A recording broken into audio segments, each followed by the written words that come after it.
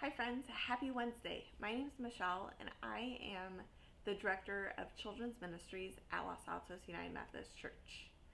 Today for Wise Words Wednesday, we're going to hear the story of Zacchaeus. We'll be talking about Zacchaeus during Sunday school, and I hope you'll join us Sundays at 9:30 a.m. over Zoom. So right now we're talking a lot about empathy. Empathy is one of the characteristics of a change maker. And at LAUMC, we believe that every single person can be a change maker.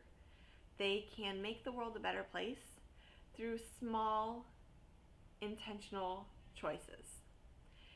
You know, one way I think about it is instead of sort of random acts of kindness, if we do acts of kindness on purpose, we can make a huge difference. So right now we're talking about empathy, which means understanding and feeling the emotions of others. And one of our benchmarks for this is that you can respect someone that has different feelings from you. And this could be hard because what we're really talking about is in a disagreement, we can understand that even though I think I'm right, somebody else also thinks they're right. Or I might feel one way, but somebody else feels another. From my own personal experience, I am terrified of talking in front of a big crowd of people. But I also know that some people love talking in front of people. It makes them really happy. So I can show empathy by understanding that we think talking in front of crowds of people feels different for each of us. We have different perspectives. Let's hear the story of Zacchaeus. This is called Jesus and the Tax Man. Zacchaeus was a tax man.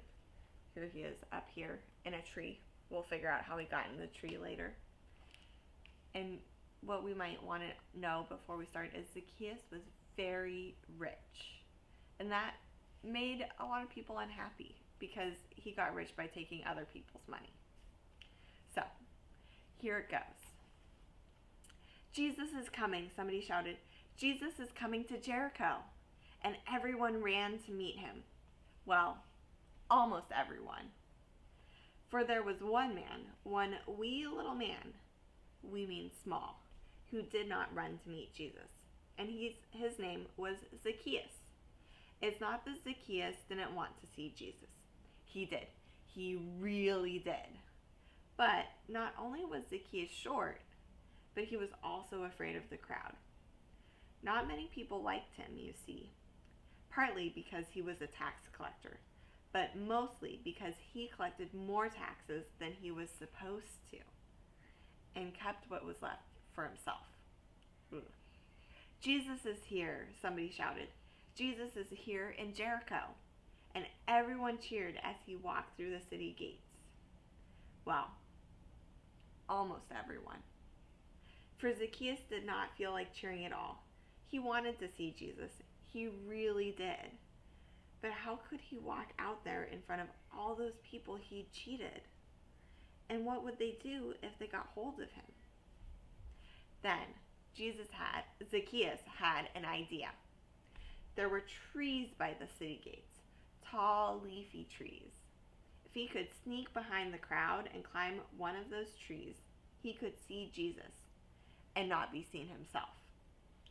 So off he went out of his house and through the empty streets. And because the crowd was watching Jesus, he had no trouble at all slipping behind them and shimmying up a tree. Do you like climbing trees? It's pretty fun, huh? Come, eat at my house, somebody shouted. Come eat at my house, Jesus. And because it was a great honor to host someone so important like Jesus, everyone shouted at once. Well, almost everyone.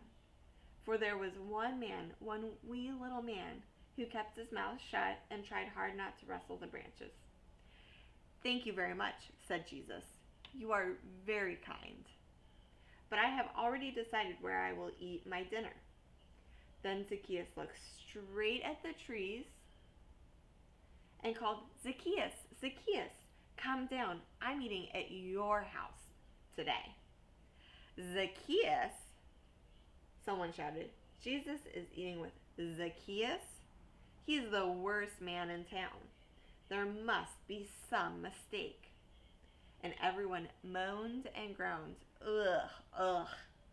Well, almost everyone. One man, one wee little man, climbed down from his tree, as shocked as the rest.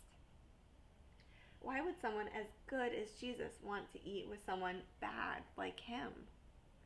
But he was happy too, happier than he'd been for a long, long time. And so, with a smile spreading across his face, Zacchaeus led Jesus to his house. "What are they saying?" someone whispered. "What are they doing there?" And everyone gathered around the taxman's door. That's when Zacchaeus threw open his door with a bang. "Greetings, everyone," he shouted. "I have an announcement to make.